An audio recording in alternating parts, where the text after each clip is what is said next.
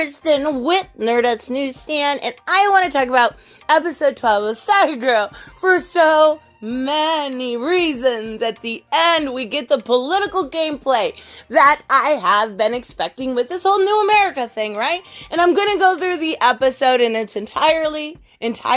So, spoiler warning, of course, but my God, like, this was done so effortlessly and smoothly. You would think it was V for Vendetta or Watchmen. You would think it was something, because comic books can have, mild politics within it. And we've seen it done even with, like, Green Arrow, Green Lantern crossover by Denny O'Neil.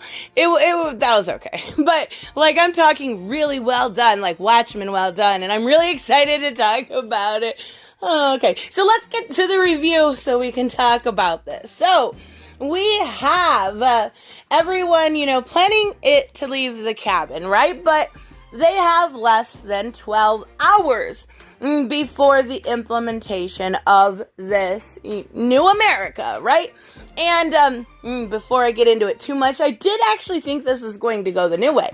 New America kind of was framed to be, these traditional values. I was so wrong. Anyways, I apologize. Icicle and Brainwave are together. They're explaining the process, routed through Moscow to basically blind the Pentagon. But the process, what happens at the end is everyone will share the same value system, which is very important. And not only that, but these people that they take over their minds, they will be willing to fight for this value system again. Very important. We do see Courtney and Barb, they're packing up at home. And that's when they get attacked by Tigress. Barb, for the first time, gets to see Courtney in action. And she loves it. She says it's amazing. She actually has kind of a heroic moment herself. And she sees her daughter, being this superhero. And she is amazed by it. So we have Mike and Pat, and they're at the garage. Mike's really not listening. He does and has felt left out. Now that's when, Sportsmaster attacks. He's such a great villain. Like, he really is. One thing this show does so well is its villains. So perfect. I love this character. Now, they do have great dialogue. They have this great banter. And then we see Mike save Pat with a screwdriver. And that's kind of when Mike finally learns everything, right? He sees Stripe. He gets to learn what's really going on. He does, throughout the episode, feel relatively left out.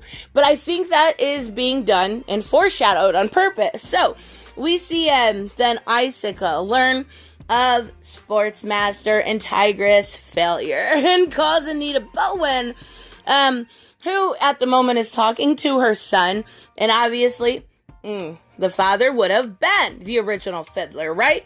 And she tells him, and he's kind of irritating little kid, but she tells him about his father, right? And the revenge that he got. And I think that's another, foreshadowing moment. And I'll explain why here after we get to that part. So they do all arrive at the cabin. We have Stripe, Courtney, Beth, Yolanda, Mike, Patrick, Justin brings the chicken. Most VIP, right?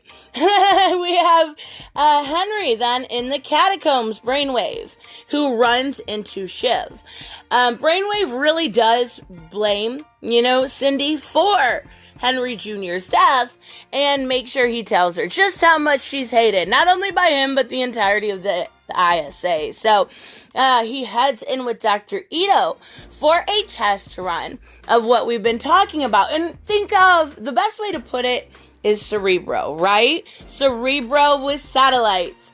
And it's very successful. If it had not been successful, it would have killed Brainwave. But it's definitely working just like they planned. Then we see back at the cabin, Beth learns, Brainwave's powers have increased. And we did hear about that last episode. It is because, when Henry Jr. died, his father basically absorb his powers. So Rick is working on the journal still. This journal has come up quite a few times. And he, shares it with Justin with no help. And then he talks to Pat. And he reminds him of the Mustang, the yellow Mustang we've heard about throughout this series. And they figure out that the number they need for the entirety of this code is 1966, his father's Mustang. And they're able to actually solve it. But we do see Mike wants to help more. Again, more foreshadowing. And I think it's going to be Lantern related. But we do see Sportsmaster and Tigress. And this was the big, oh my God moment for me, because Bowen walks in, right? Anita Bowen, or Ania, however you say her name, I apologize. Oh, by now you should know I'm not good with names. But, she says she will immobilize them with her, fiddle. And she will be, with her violin, she will be able to immobilize them, since they were unable to get the job done. And then she goes on to talk about their parenting, and I'm like, oh, these two are a little crazy, not a smart move. It definitely wasn't. Tigress turns around she turns around and Tigress just, boom, right through the eyes. She is dead. And that's why I said the foreshadowing earlier with her son, who may end up taking up that mantle and getting, going into season 2. Maybe we'll see him wanting to get revenge for his mother's death now that both of his parents are gone, and quite possibly join the JSA, or, he could go the other way. I don't know. That's just my personal theory there. So we get the group together, and Beth scans the journal, and she is able to make a 3D model of the underground network in its entirety. And they finally learned the satellite and what they're planning, something to do with mind control. They don't know it all yet, right? So they make a plan to kind of split up, enter the catacombs, and then Beth and Barb are going to go to Barb's old work, the American Dream, to kind of hack the hackers to find out the entirety of the plan. And that's exactly what they do. They all head out. We see them all go to their retrospective spots, and Beth begins her hack. Now, this is what I really have been wanting to talk about.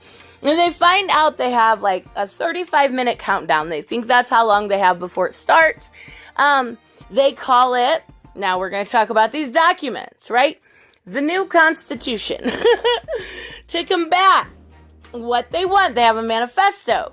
And what they want with this new Constitution, this is what will be brainwashed into every single person that is in, just about half of the United States. They want to combat global warming, right? It doesn't make sense. They want them to embrace solar and wind power. They want to eliminate discrimination over race, religion, and sex. They want universal health care. Here's a catch. It only affects adults. Now, if they want to fight the adults that go into this brainwashing, if they want to fight, if their mind goes to that fight moment where about 25% of the population will, and they fight against this reprogramming, this brainwashing, they just shut their brain down. They're dead. They're dead. 25 million people they expect to actually die from this, when you'll have about 75 million people brainwashed. Now, of course, like I said, they have to be fully developed minds. They have to be adults. The thing I find hilarious, the political gameplay I find hilarious, and I don't think Jeff Jones expected it to be so on the nose originally, because this was filmed about a year before, it got released. It was pushed back and pushed back. It is so on the nose with very simple leftist indoctrination. It is very much on the nose with what we're seeing now with Black Lives Matter. Embrace us, or you will be, pushed to the side. Obviously, okay, Black Lives Matter has killed about 30 people, but I'm not saying that they're going around killing them by the millions. What I'm saying is, It is a great allegory for being, wanting the right thing, but going about it the wrong way. Of course, equality is good. Of course, combating global warming is good. You can argue universal health care, which I don't agree with, but that's just myself. I like less government. But these things are good ideas, but they have to be implemented the correct way. You have to implement these things correctly and let people educate themselves to make up their mind, not brainwash. And I love that they did this as the villain's art, this authoritarian leftism. Oh my fucking God, I love this show. Have I ever mentioned how good this show is? Anyways, so we see Gambler then hack the hack. And he says, it's already begun. That 35 minutes, that was until the whole process is complete. And we see that Barb has already begun this trance, right? Because her mind is fully developed. They have 30 minutes. The children, not the adults, because they're done. They're out of commission. They're paralyzed. So the kids have to finish everything. Well, we've seen a couple pictures from next episode, and we know that they somehow get them to come around, but they also can control them. So we see Pat, start a fight with Courtney, and that's kind of where it ends. But this show, I'm not even kidding. It takes, the idea of authoritarianism and really shows you the evil behind it. It really shows you that you need to be able to think for yourself, or you're going to end up like a villain. And I love it. I think it is done so smoothly. Like I said, it's Watchmen levels of good. Now, I'm not talking about Watchmen the show, because that's debatable. I'm talking about the actual graphic novel, V for Vendetta. There's a lot. And I was really surprised. This isn't what we get. This isn't what we ever get. We always get the other side, right? Like, oh my God, if you want, a normal family, if you want to be a wife, a mother, these things are evil. Maybe people are coming around and seeing the truth. So I love it. Anyways, let me know what you guys think, and I will see you in the next one. Bye-bye.